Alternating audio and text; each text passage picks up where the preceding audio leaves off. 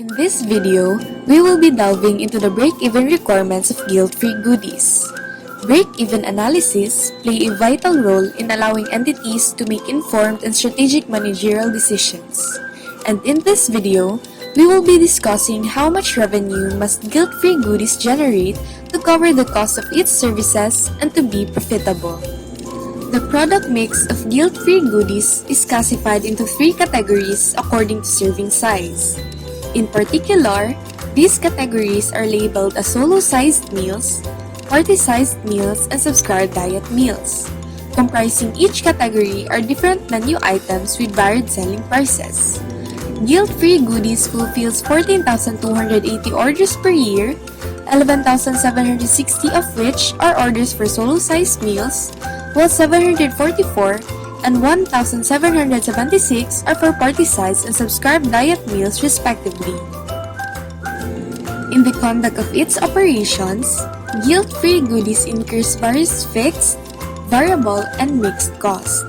Firstly, let us discuss the breakdown of its mixed cost. Being located in Davao City, 5 pesos of its electricity consumption expense is fixed. This 5 peso mixed cost is a metering charge that Davao Light levies irrespective of their client's consumption. All costs in excess of the 5 peso fixed costs are allocated on guilt-free goodies free categories based on the number of orders fulfilled per month. For example, in the month of January, guilt-free goodies incurred 6,505 pesos in electricity expenses. After deducting the 5 peso fixed expense, the 6,500 variable expense is then allocated to the three categories based on the number of orders fulfilled in the month. As such, 5,353, 339, and 808 pesos are respectively allocated for the three categories in the month of January. Employing the same method of allocation in the entire year, guilt-free goodies has 58,182, 3,681, and 8,787 peso electricity expense allocations to the three categories of its product mix, while 60 pesos of its annual electricity expense is distinguished as a fixed expense. The same method is applied in the allocation of its water consumption expenses.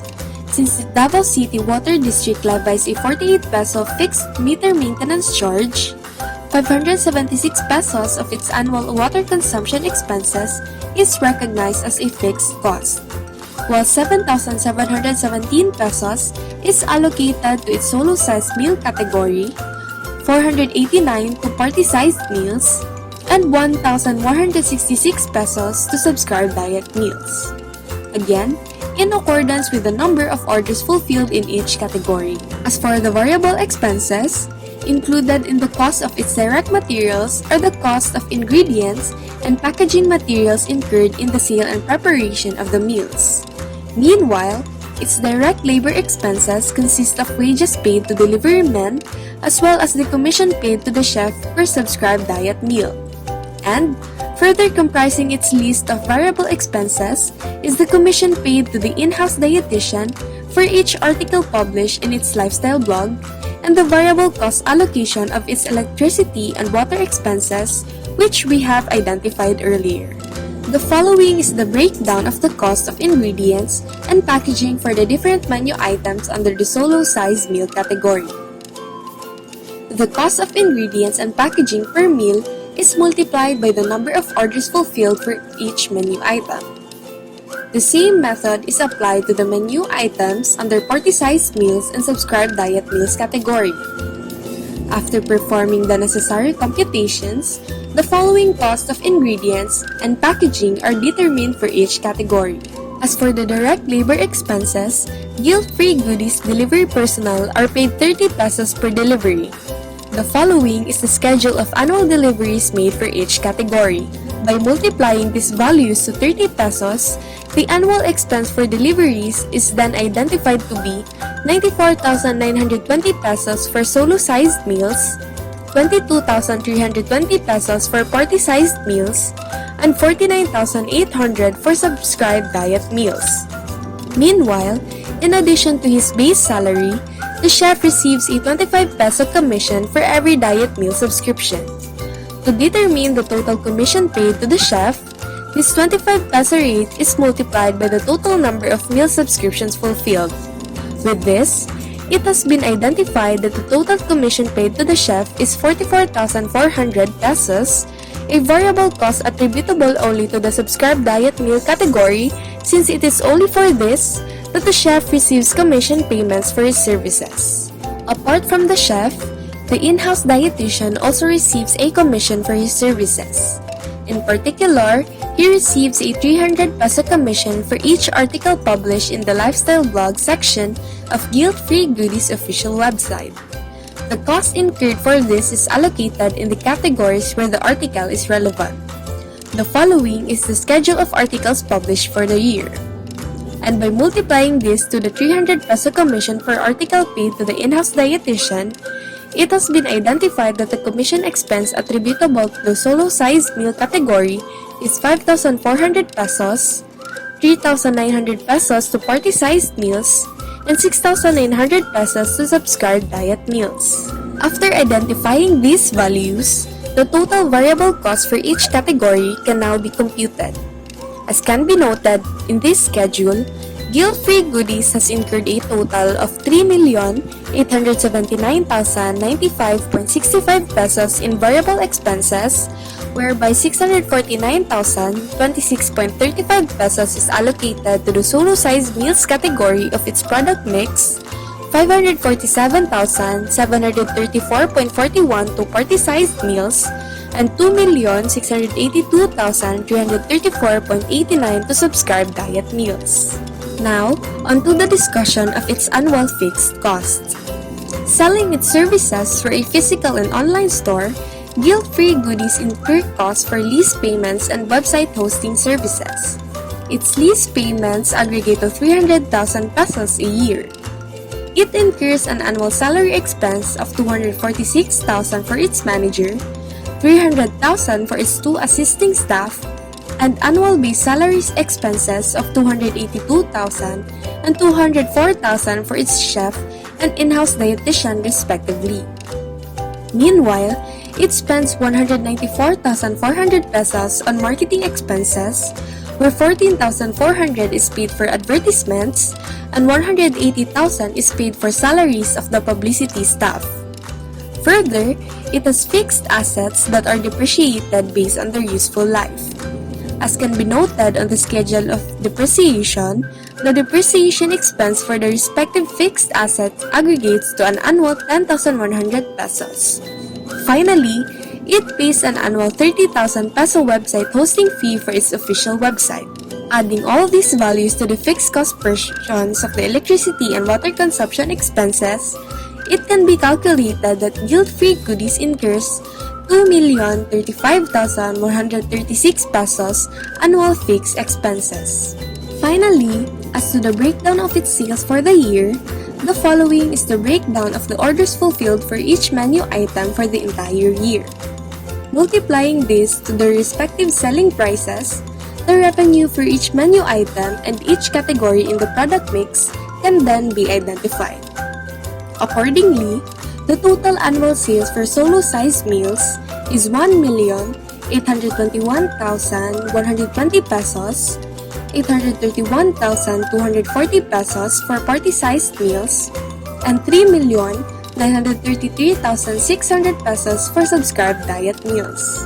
The allocation as to sales, variable costs, and fixed costs has been presented.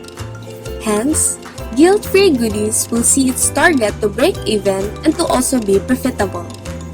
In determining the break-even point of the Guilt-Free Goodies, the contribution income statement of the solo-sized, party-sized, and subscribed diet meals are considered.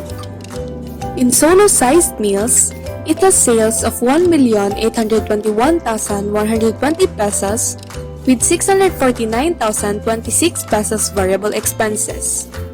Hence, garnering a 1,172,050 pesos contribution margin.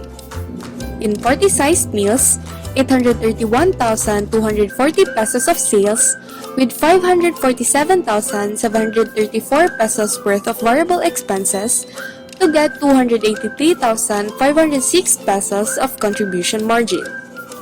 In subscribed diet meals, 3,933,600 pesos of sales minus the 2,682,335 pesos of variable expenses to get the 1,251,265 pesos of contribution margin.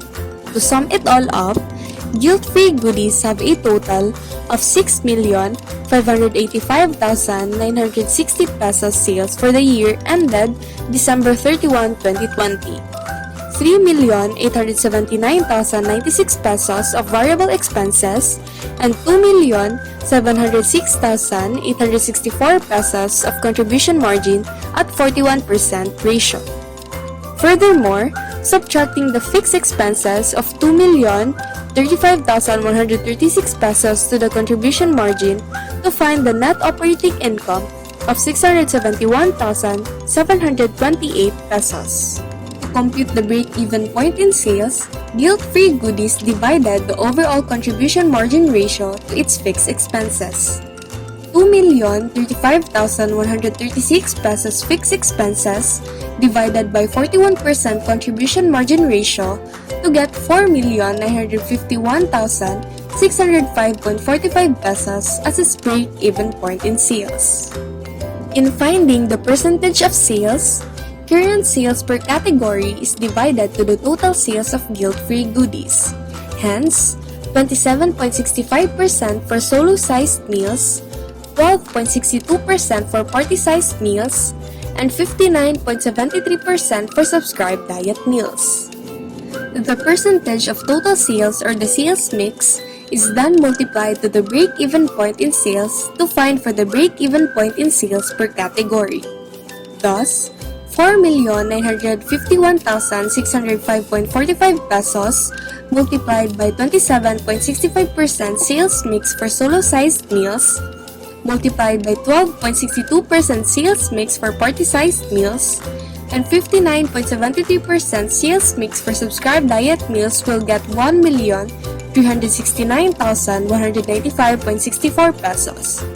Break-even points for solo-sized meals, 624,961.66 pesos for party-sized meals, and 2,957,448.15 pesos for subscribed diet meals. To achieve the break-even point in units per category, the break-even point in sales per category is divided by average selling price per category. Selling price is 155 pesos in solo-sized meals, which in return needs 8,842 meals to be sold a year in order to break even. Party-sized meals, which sells for 1,117 pesos, needs 559 meals to be sold for 2020 to break even. And lastly, subscribed diet meals with 2,215 pesos selling price should sell 1,335 meals for the year in order to break even. For 2020, the current sales is 6,585,960 pesos. Guilt-free goodies needs to sell a total of 10,736 units comprising of 8,842 solo-sized meals, 559 party-sized meals, and 1,335 subscribed diet meals to reach a break-even point in sales of 4,951,605.45 pesos.